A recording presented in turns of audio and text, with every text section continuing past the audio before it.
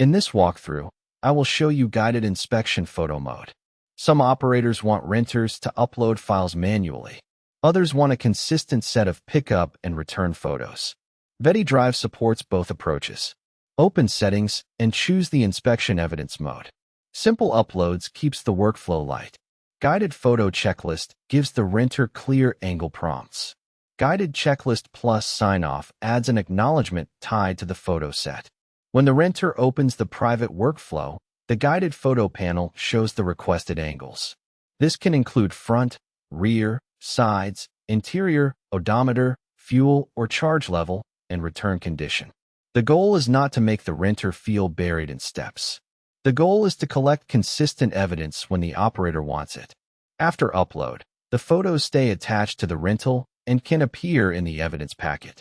That is guided inspection mode. Choose the level and settings, send the workflow, capture the angles, and keep the record with the trip.